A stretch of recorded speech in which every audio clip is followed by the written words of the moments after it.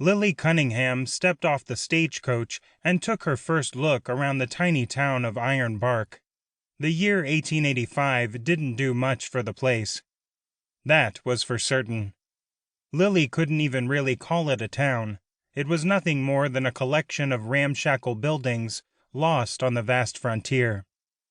Dust billowed from every horse's foot and clung to everything.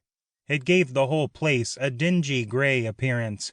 It made the graying clapboard buildings even grayer and more depressing. What could you do in a town like this? Lily shuddered. Ick. No, thank you. She took one step, and the dust darkened the hem of her spotless gown. She bent over to shake the dust off, but it wouldn't go, no matter what she did. Already her shiny black boots took on the same horrible gray as everything else in this dive. Lily sighed. The coach driver tossed her case off the road, and it landed in a cloud of dust at her feet. The dust stuck to the rest of her gown and wafted into Lily's face. She coughed and waved the dust away. "Thank you, my good man. Thank you very much." He tipped his hat. Dust covered his face and formed rings around his eyes. "Any time, ma'am."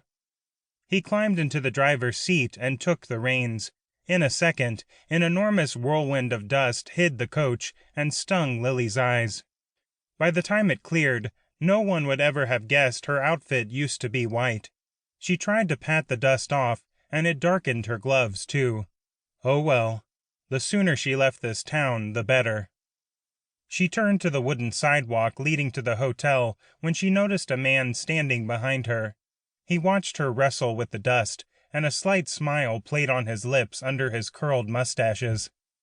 Lily sized him up in one glance. He wore a tailored woolen suit of maroon tweed, with polished brown boots poking out the trouser legs. The matching felt hat sat on his head at a jaunty angle, and he twirled a gold-capped walking cane in one hand. A gold watch chain hung across his waistcoat. His eyes told her he sized her up with the same sure sweep of his gaze. He tipped his hat to Lily. "New in town, ma'am? This is no place for a lady like you."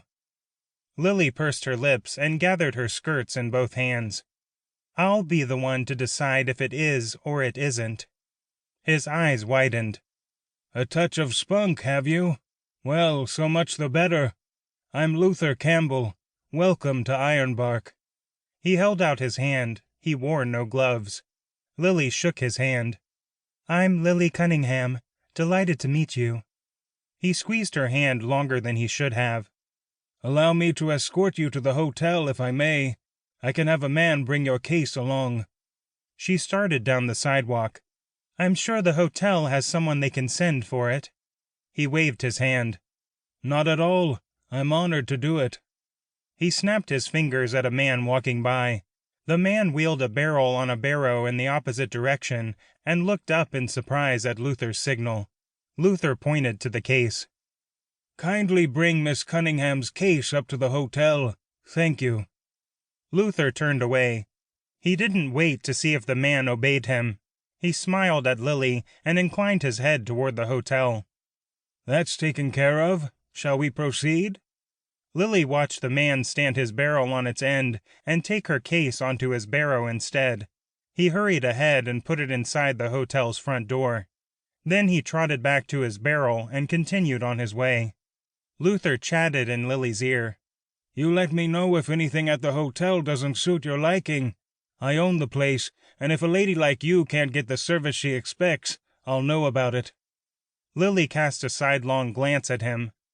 "You own the hotel?" She could believe it.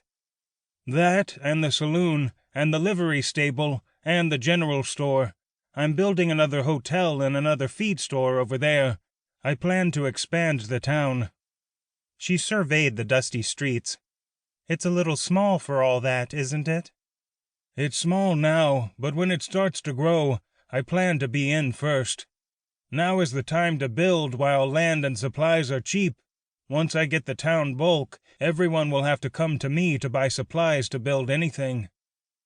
To keep listening to this audiobook, I've left you a link in the description so you can do it. at no cost thanks to Audible's 30-day free trial.